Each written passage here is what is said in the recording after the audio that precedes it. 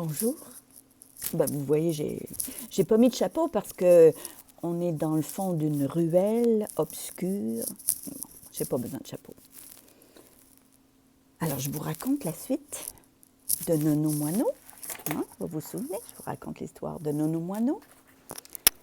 Alors, la suite, d'abord, avant la suite, un petit résumé de ce qui s'est passé auparavant, au cas où vous n'auriez pas été là. Nono Moineau et sa famille avaient décidé de partir en voyage pour un pays chaud. Ils ont voulu prendre l'avion. Il s'est passé toutes sortes d'aventures. Nono a été séparé de ses parents sont partis. Nono s'est retrouvé tout seul. Finalement, il a décidé de voler de ses propres ailes. En cours de route, il a rencontré des oiseaux qui sont pas mal plus habiles que lui pour un tas de choses. Et donc, il arrive quand même au pays chaud, mais il ne retrouve pas ses parents. Donc, découragé, il décide de se cacher un peu dans le fond d'une ruelle obscure. Et puis voilà, on en est là. Je vous raconte la suite. Ils ont repris l'avion pour le pays froid, dit un vieux moineau juché sur la poubelle d'à côté. Nono n'en croit pas ses oreilles. Vieux moineau leur a conseillé de repartir parce qu'ils étaient trop malheureux sans leur moinet d'amour. Si tu restes dans ce pays chaud, comme je l'ai fait, tu vas le regretter, dit le vieux qui s'ennuie de son pays froid, de sa famille et de ses amis. Il a manqué de courage.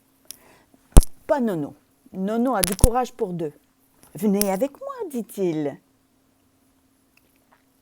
Oh, il est trop tard, dit le vieux. Je suis trop vieux. Mais non, dit le jeune. Je vais vous aider, je connais le chemin maintenant. Vieux moineau lève les yeux au ciel. Il se sent plus jeune, on dirait, et plus vigoureux tout à coup. Prenant son courage à deux ailes, il suit Nono, qui a déjà pris son envol.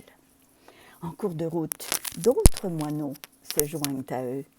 Les oies blanches, les colibris, les hérons, les martins pêcheurs et les géocoucous admirent le cran et l'ardeur des moineaux qui volent sans relâche. Nono les salue au passage.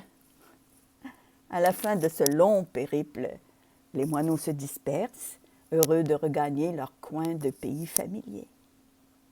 Nono et vieux moineau ont du mal à se séparer. On ne sait pas si les oiseaux pleurent, mais ils ont tous les deux les yeux pleins d'eau. Comment dit-on adieu en langage moineau? Oh, on ne le dit pas. On a la certitude de se revoir un jour. On veut y croire. Certain de revoir un jour son vieil ami, Nono Moineau part, le cœur léger, rejoindre enfin sa ville, sa rue, son arbre et ses parents.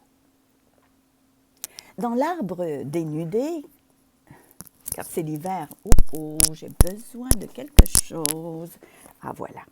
Mais oui, c'est l'hiver, alors il fait froid. Attendez un peu que je mette ma tuque. Voilà. Alors, dans l'arbre dénudé, car c'est l'hiver, les moineaux célèbrent la joie des retrouvailles en se rapprochant les uns des autres pour avoir moins froid. Bien sûr qu'il fait froid, et très froid, horriblement froid.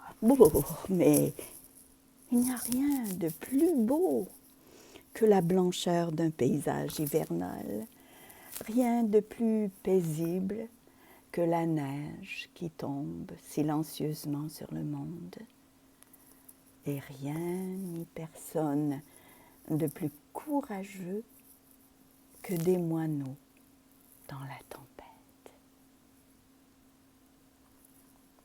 Fin. J'espère que vous avez aimé mon histoire.